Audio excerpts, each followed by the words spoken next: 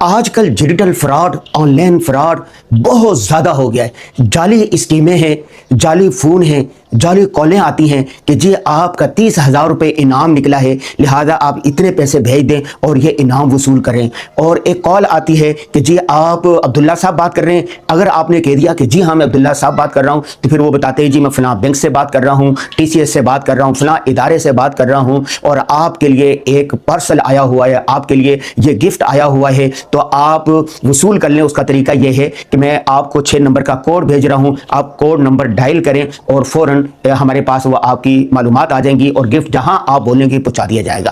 جیسے ہی آپ 6 نمبر کا کوڈ ڈائل کرتے ہیں، آپ کا واٹس ایپ ہیک ہو جاتا ہے، آپ کے بینک اکاؤنٹ ہیک ہو جاتے ہیں اور بینک آپ کا خالی ہو جاتا ہے۔ اسی پیسہ جیز کیش ساری چیزیں ہونا، پیسے خالی ہو جاتے ہیں اور آپ ہاتھ ملتے رہ جاتے ہیں۔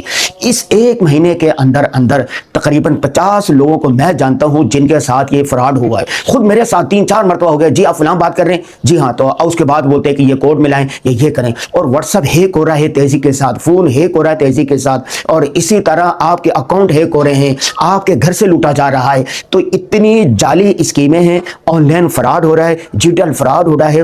آپ نے اپنے آپ کو بچانا ہے۔ اس سے پہلے ایک بات یاد رکھیں کہ کسی سے 1 روپیہ کھانا، ناجائز کھانا حرام ہے، ناجائز ہے، بہت بڑا گناہ ہے۔ کسی کا ایک دھیلا لینا، 5 روپے، 4 آنا، 8 آنا، یہ حرام ہے، حرام۔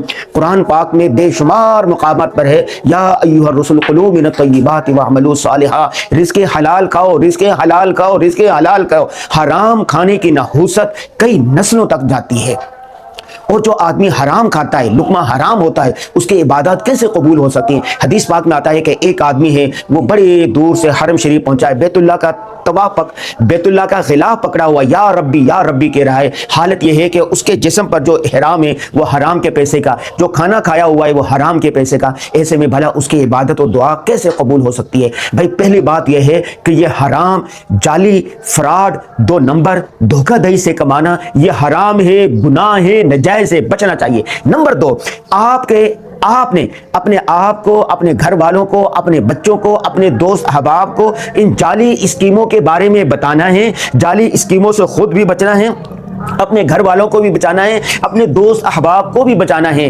وہ کہتے ہیں نا کہ لالچ بہت بری بلا ہے۔ آپ لالچ میں نہ آئیں کہ جی مفت میں میری لاٹری نکل آئی ہے اور راتوں رات میں مالدار ہو جاؤں گا، راتوں رات میرے پاس اتنا پیسہ آ جائے گا۔ اور ہاں، بہت ساری اسکیمیں سچ بھی ہوتی ہیں، لیکن وہ 5%، 90-95% یہ جو اسکیمیں ہیں یہ جعلی ہیں، 2 نمبر ہیں، فراڈ ہے۔ پلاٹ کے نام پر جعلی پلاٹ بیچے جا رہے ہیں، اور اس میں دیندار طبقہ، مولوی طبقہ، قاری صاحبان بہت زیادہ اس میں پھنسے ہوئے ہیں۔ مجھے کم از کم 10 قاریوں کو جانتا ہوں جن کو پلاٹ لے لیا سستا ہونے کی وجہ سے، اور بعد میں پتہ چلا کس سے دیتے رہے، بعد میں انہوں نے کہا جی بحریہ ٹاؤن فلاں جگہ پر ہے، اور فائل انہوں نے بنا رکھی ہے، اور موبائل کے اندر یا اس کے اندر کمپیوٹر کے اندر نقشہ بنا رکھا ہوا ہے، ایک جعلی سوسائٹی بنائی ہوئی ہے۔ سارے پلاٹ جب بک گئے، بتایا جی فلاں جگہ آپ کو لے کے جائیں گے، وہاں پر گئے تو کچھ بھی نہیں ہے۔